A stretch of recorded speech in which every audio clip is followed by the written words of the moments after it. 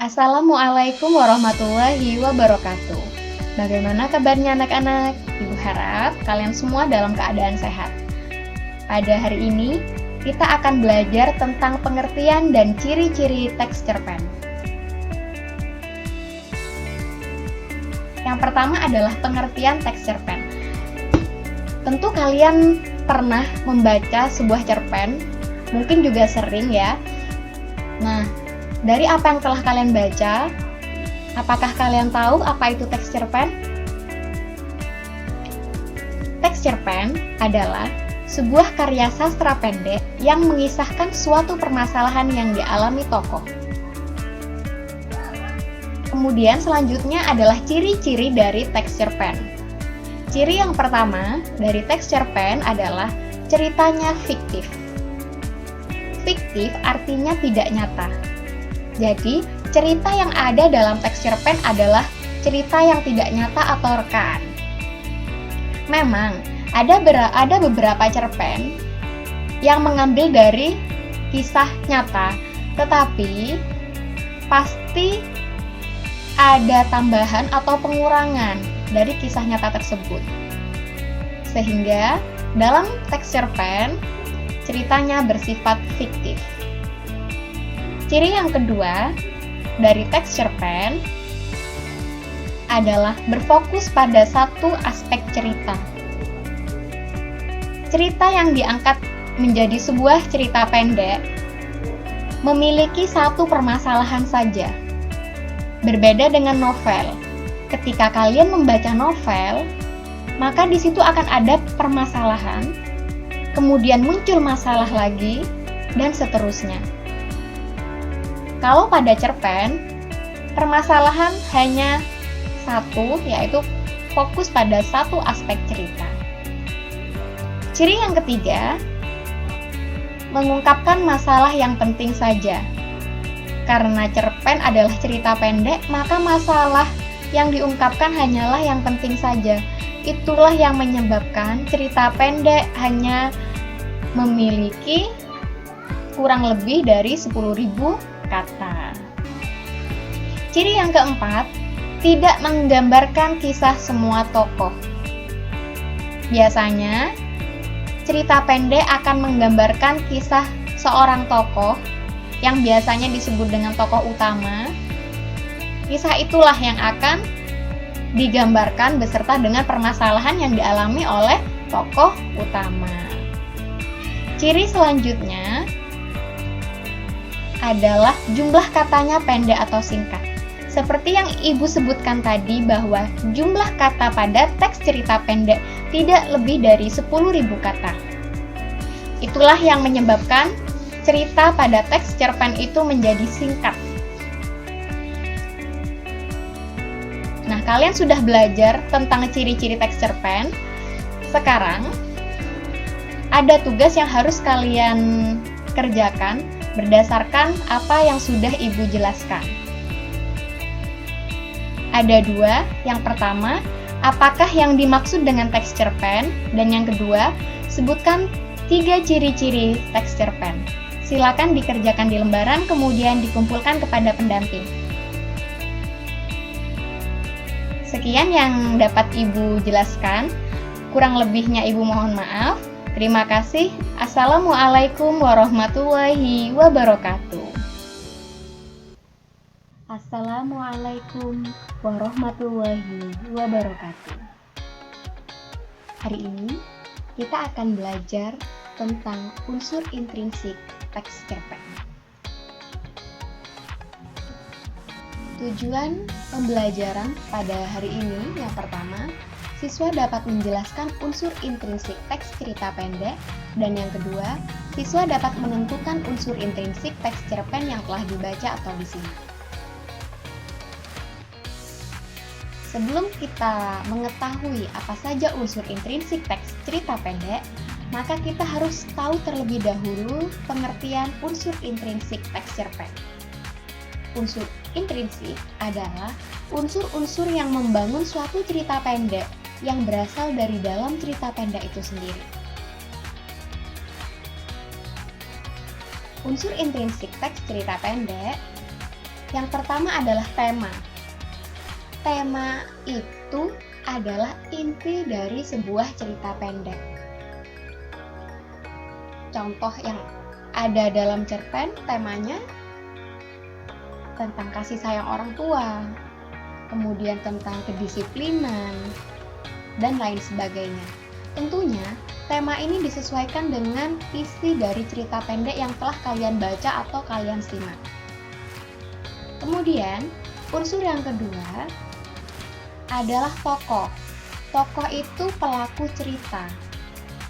Tokoh dibagi menjadi dua, yaitu tokoh utama dan yang kedua tokoh pembantu.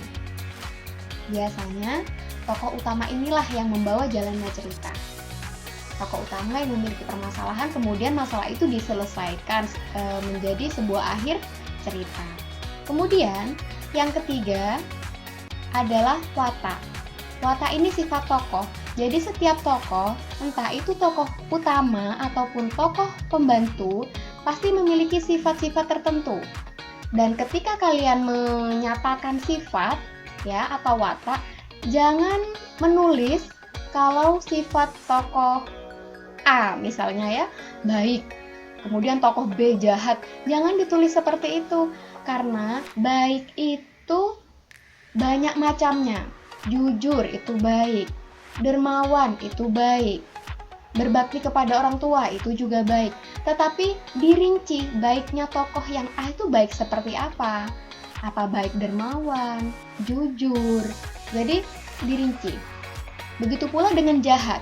Jahat ini banyak ya. Jahat ini kikir, contohnya. Kemudian berani kepada orang tua, suka mengganggu teman. Jadi itu adalah sifat jahat. Nah, jadi dirinci sesuai dengan tokoh yang ada pada cerita. Kemudian, selanjutnya ada latar. Latar itu dibagi menjadi 3. Ada latar tempat, waktu, dan suasana. Latar tempat berarti lokasi terjadinya cerita itu. Contohnya di rumah, di pasar, di sekolah, ataupun tempat-tempat yang lain sesuai dengan cerita. Begitu pula dengan waktu. Waktu ini pada sore hari, siang hari, pagi hari. Biasanya ada juga cerpen yang tidak memunculkan waktu dengan ini sesuai teks. Ada cerpen yang seperti ini. Pada pagi hari, Ani bersiap untuk berangkat ke sekolah. Misalnya seperti itu. Ada juga ketika matahari mulai terbit, Ani bersiap berangkat ke sekolah.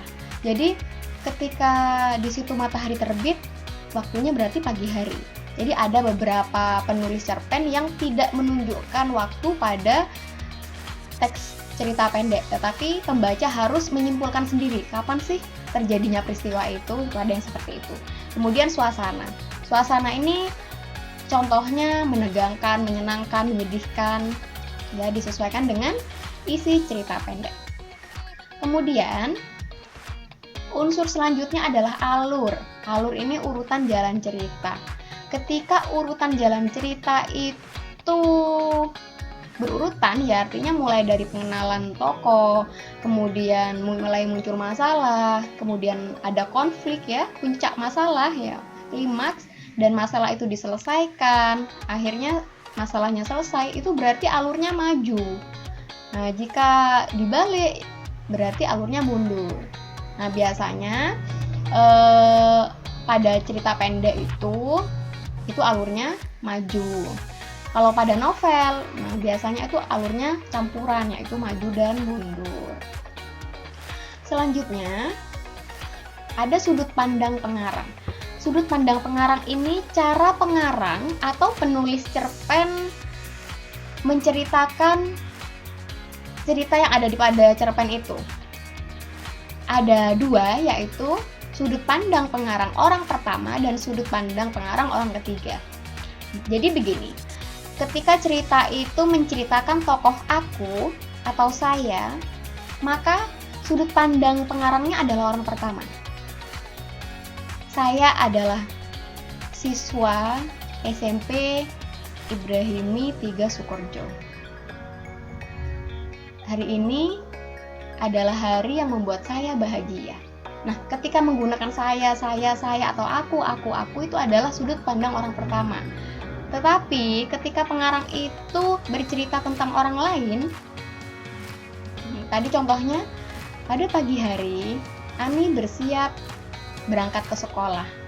Nah, jadi situ menggunakan nama orang, Ani, ya, atau dia, iya. Nah, ketika pengarang menyebutkan orang lain atau menceritakan orang lain pada cerita pendek, maka sudut pandang pengarangnya adalah orang ketiga. Tuh. Kemudian selanjutnya adalah amanat. Amanat ini adalah pesan moral yang ingin disampaikan oleh pengarang melalui cerita. Jadi apa sih pesan yang bisa kita ambil dari sebuah cerita pendek? Nah, contoh pesan moral, jika kalian membaca Malin Kundang, ya, cerita Malin Kundang, pesan moral yang diambil adalah jangan durhaka kepada orang tua. Jadi itu. Jadi amanat adalah pesan yang ada dalam sebuah cerita pendek yang biasanya kita akan tahu ketika kita selesai membaca seluruh isi cerita pendek.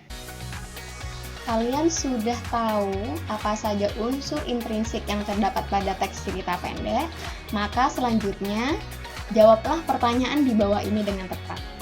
Ada 2 soal yang harus kalian kerjakan. Soal yang pertama, apakah yang dimaksud unsur intrinsik teks cerpen? Dan yang kedua, sebut dan jelaskan unsur-unsur intrinsik teks cerpen. Jadi untuk yang nomor 2, sebutkan dan jelaskan 3 saja. Kalau sudah, terima kasih atas perhatian kalian. Ibu akhiri. Assalamualaikum warahmatullahi wabarakatuh. Assalamualaikum warahmatullahi wabarakatuh. Anak-anak, bagaimana kabarnya? Ibu harap kalian semua dalam keadaan sehat. Pada pertemuan hari ini, kita akan belajar tentang struktur teks cerita pendek. Tujuan pembelajaran pada pembelajaran ini adalah kalian dapat menentukan struktur teks cerita pendek yang kalian baca atau yang kalian saksikan atau simak. Nah, untuk yang pertama, apakah kalian tahu struktur teks cerita pendek itu apa? Struktur teks cerita pendek adalah susunan teks mulai dari awal hingga akhir dalam suatu teks cerita pendek.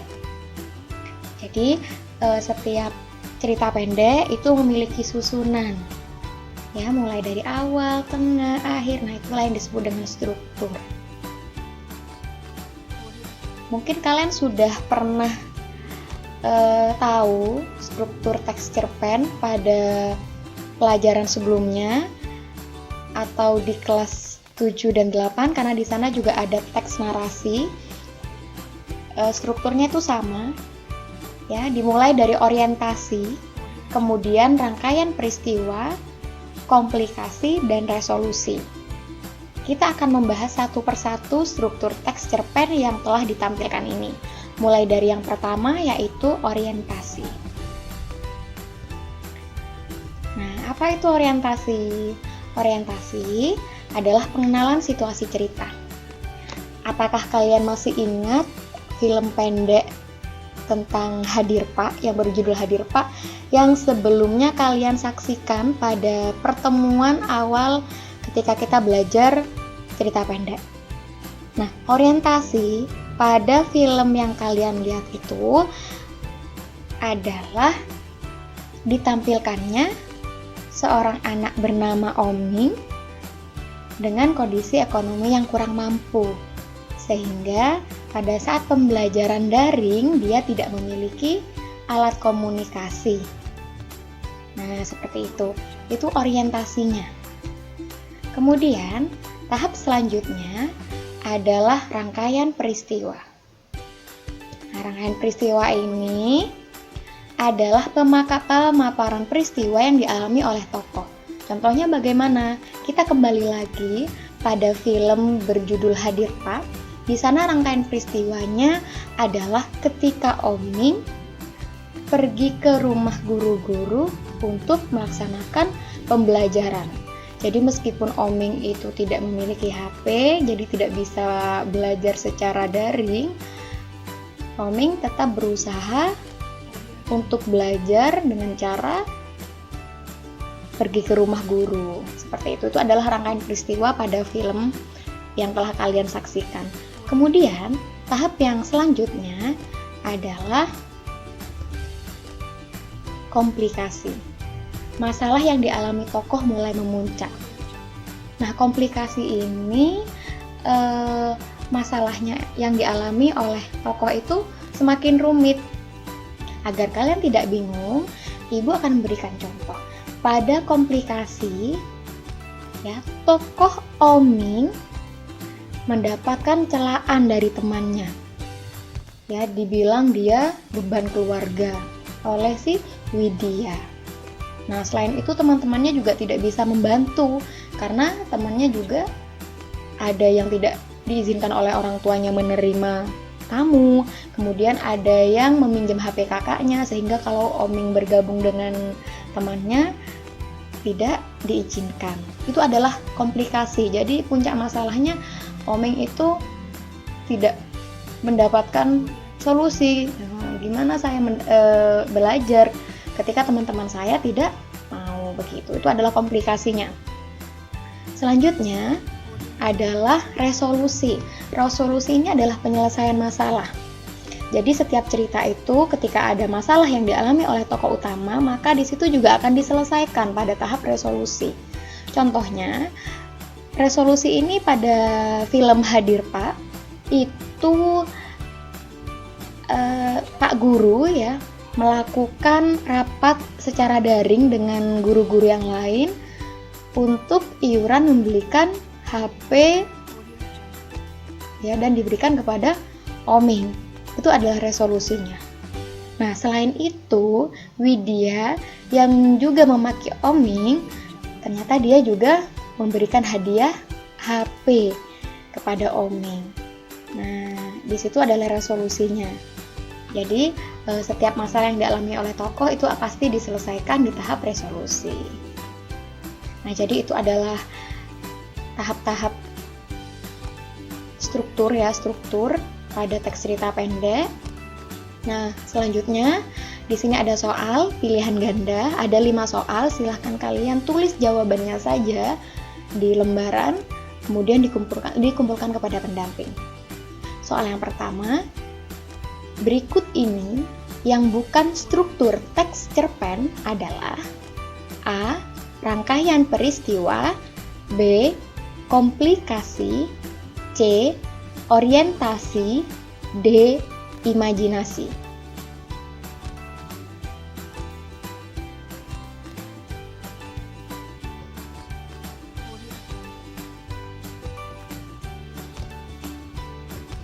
Lanjut ke soal nomor 2. Di sebelah barat kampung ada gunung yang tidak begitu besar. Disebut gunung barangkali tidak tepat karena areanya terlalu kecil. Lebih tepatnya disebut bukit. Tapi penduduk kampung menyebutnya dengan Gunung Beser. Kutipan paragraf tersebut merupakan bagian A. Orientasi, B. Rangkaian peristiwa, C. Komplikasi, D. Resolusi.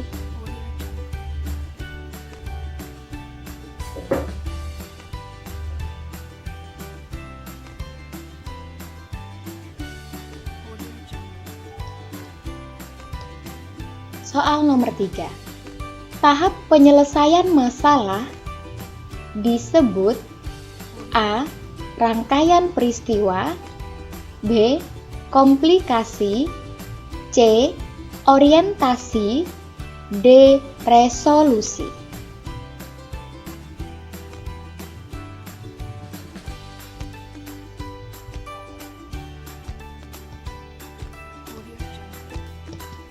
Soal nomor 4. Pengenalan situasi cerita terdapat pada bagian A. Orientasi, B. Rangkaian peristiwa, C. Komplikasi, D. Resolusi.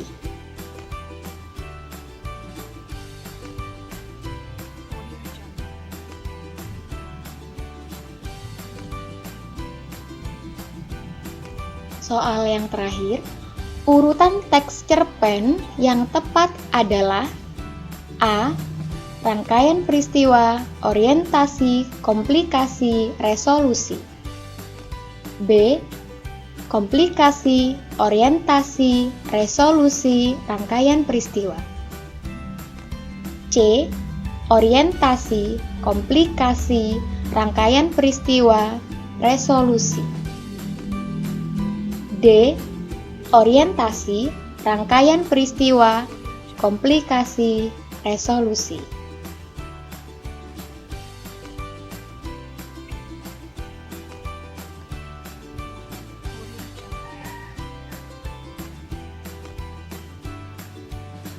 Sekian pembelajaran bahasa Indonesia pada hari ini. Terima kasih atas perhatian kalian. Ibu akhiri, Assalamualaikum warahmatullahi wabarakatuh. Assalamualaikum warahmatullahi wabarakatuh. Bagaimana kabarnya anak-anak? Ibu harap kalian semua dalam keadaan sehat. Pada hari ini, kita akan belajar bersama tentang kaidah kebahasaan teks cerita pendek. Tujuan pembelajaran yang akan kita capai pada materi ini, yang pertama, siswa dapat menyebutkan kaidah kebahasaan teks cerita pendek, dan yang kedua, siswa dapat menentukan kaidah kebahasaan teks cerita pendek yang dibaca. Apa saja ya kaidah kebahasaan teks cerita pendek? Kita akan membahas satu persatu kaidah kebahasaan teks cerpen. Yang pertama, bahasa tidak resmi. Pada cerita pendek, bahasa yang digunakan bukan bahasa formal, tetapi disesuaikan dengan isi cerita pendek. Ketika cerita pendek itu mengisahkan tentang persahabatan yang di dalamnya terdapat dialog antar teman, tentu bahasa yang digunakan adalah bahasa yang tidak resmi. Nah, jadi disesuaikan. Ketika memang harus menggunakan bahasa resmi, silakan digunakan, tetapi pada dialog-dialog tertentu, bahkan pada cerita pendek dengan tema tertentu, itu tidak menggunakan bahasa resmi. Kemudian, yang kedua adalah kosakata. Banyak kosakata yang digunakan ketika kita menulis cerita pendek. Di situ ada 3 bagian. Yang pertama ada kata benda, bisa disebut dengan nomina, kemudian kata kerja, verba, dan kata sifat atau adjektiva. Tentu kalian sudah tahu ketiga jenis kata ini. Di situ sudah ada contohnya. Untuk contoh dari nomina, ada baju, buku, permen. Kalian juga bisa menyebutkan kata benda yang ada di sekitar kalian.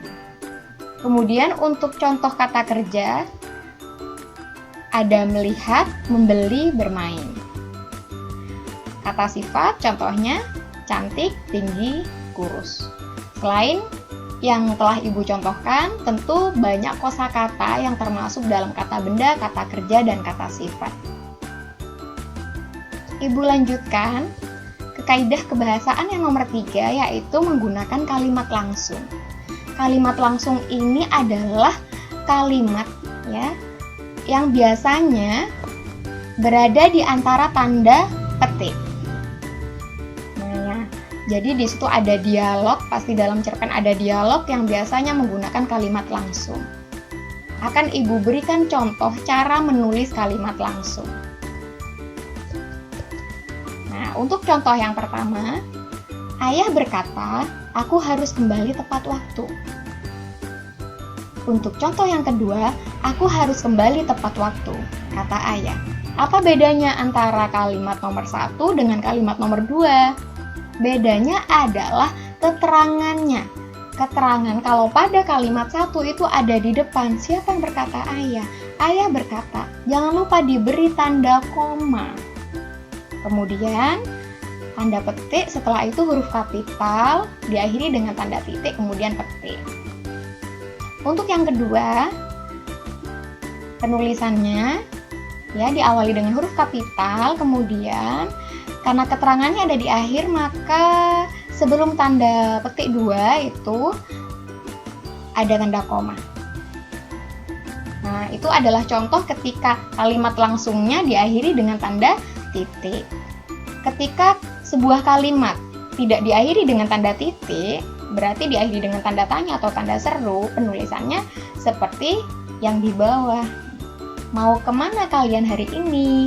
Tanya Rina. Seperti itu ya.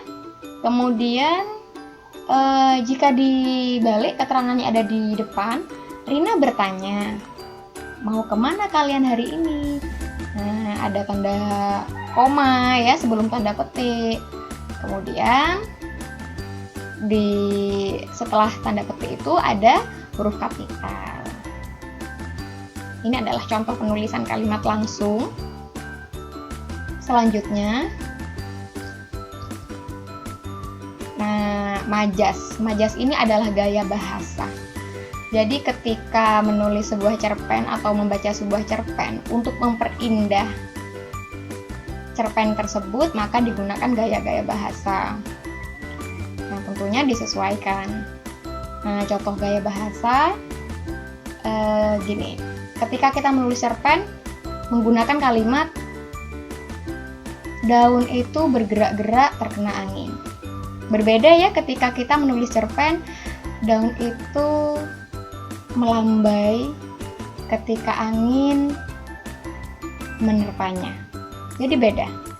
Nah, jadi penggunaan gaya bahasa tersebut yang disebut dengan majas. Kita lanjutkan. Yang kelima adalah menggunakan kalimat deskriptif.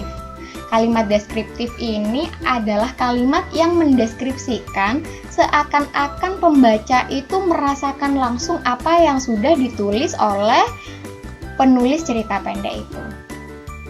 Contohnya, pada pagi hari saya berangkat ke sekolah. Saya melewati jalan yang begitu ramai. Saya melihat banyak bus yang berlalu lalang, kemudian juga padat sepeda motor. Di situ polusi sangat banyak meskipun pagi hari. Nah, jadi dengan contoh seperti itu, kalian sebagai pendengar atau pembaca seakan-akan mengalami apa yang sudah diceritakan. Oh iya, pagi hari berarti sudah padat ya di situasi jalan rayanya. Jadi seperti itu, menggunakan kalimat-kalimat yang bisa membuat pembaca itu merasakan apa yang dirasakan oleh tokoh yang telah diceritakan. Itu kemudian itu adalah 5 kaidah kebahasaan. Kita lanjutkan dengan tugas. Ada 3 tugas yang harus kalian kerjakan. Yang pertama, sebutkan 3 kaidah kebahasaan teks cerita pendek. Kemudian yang kedua, berikan contoh nomina, verba, dan adjektiva, masing-masing ada 2. Kemudian yang nomor 3, perbaikilah kalimat langsung berikut. Oke, jadi ada A dan B, di situ ada huruf kapital yang salah dan juga tanda baca yang kurang. Jadi kalian itu memperbaiki 2 kalimat, yaitu A dan B, menjadi kalimat langsung yang benar penulisannya. Ini dikerjakan di lembaran, kemudian dikumpulkan kepada pendamping. Kalau sudah dikerjakan, maka terima kasih ya atas perhatian kalian. Ibu akhiri, Assalamualaikum warahmatullahi wabarakatuh. Assalamualaikum warahmatullahi wabarakatuh. Bagaimana kabarnya anak-anak? Ibu harap kalian semua dalam keadaan sehat. Pada pertemuan hari ini, kita akan belajar langkah-langkah menulis teks cerita pendek. Bagaimana cara menulis teks cerita pendek ya? Apakah ada yang tahu? Langkah-langkah menulis teks cerita pendek yang pertama adalah menentukan tema. Jadi, hal yang paling utama dalam menulis cerita pendek adalah menentukan tema. Tema yang kalian pilih bisa tentang persahabatan, tentang pendidikan, dan bisa juga tema yang lainnya. Disesuaikan dengan teks apa yang ingin kalian tulis. Kemudian, setelah menentukan tema, langkah yang kedua adalah menentukan sudut pandang. Seperti yang telah kalian tahu, bahwa sudut pandang itu ada dua, yaitu sudut pandang orang pertama dan sudut pandang orang ketiga. Ketika kita menulis cerpen yang isinya nanti tokohnya menceritakan tokoh saya, menggunakan kata-kata aku ya, sehingga menceritakan diri sendiri, maka sudut pandang yang kalian pilih adalah sudut pandang orang pertama. Tetapi jika teks cerpen yang kalian pilih di sana menggunakan nama orang, artinya menceritakan orang lain sehingga menggunakan kata dia, ia, mereka, ataupun nama orang, maka sudut pandang yang kalian pilih adalah sudut pandang orang ketiga. Selanjutnya, langkah yang ketiga adalah penokohan. Nah, penokohan ini maksudnya adalah kalian tentukan tokohnya. Kemudian wataknya bagaimana. Nah, jika tokoh di sana, tokoh utamanya adalah aku, maka ditulis juga tokoh tambahan yang ada pada cerpen, beserta dengan sifat-sifat yang dimiliki oleh tokoh. Setelah itu ditentukan, maka selanjutnya adalah menentukan alur atau plot. Alur atau plot ini berkaitan dengan struktur teks cerita pendek. Maka yang harus kalian tulis adalah orientasi. Yang pertama, yaitu menulis pengenalan. Nanti saya akan menulis sebuah cerpen yang pengenalannya bagaimana ya? Nah, silahkan ditulis pengenalan terlebih dahulu secara singkat, kemudian rangkaian peristiwa. Peristiwa yang dialami tokohnya silahkan ditulis dengan singkat, kemudian puncak masalah yang dialami tokoh itu juga perlu ditulis, dan nanti masalah itu akan diselesaikan di tahap resolusi itu dengan cara yang bagaimana. Nah, jadi perlu menulis keempat struktur ini agar nantinya kalian lebih mudah untuk menulis cerpen secara utuh. Nah, setelah ini kalian baru menentukan judulnya. Ya, setelah dikembangkan, maka kalian tentukan judulnya. Nah, itu adalah langkah-langkah menulis teks cerita pendek. Sekarang kalian kerjakan soal di bawah ini dengan tepat. Yang pertama, sebutkan langkah-langkah menulis teks cerita pendek. Kemudian yang kedua, berdasarkan pengalaman sebelumnya, apakah kesulitan yang kamu alami ketika membuat cerita? Silakan ditulis, dikerjakan secara individu, kemudian dikumpulkan kepada pendamping. Sekian yang dapat Ibu sampaikan. Jika terdapat kesalahan Ibu mohon maaf. Ibu akhiri. Assalamualaikum warahmatullahi wabarakatuh.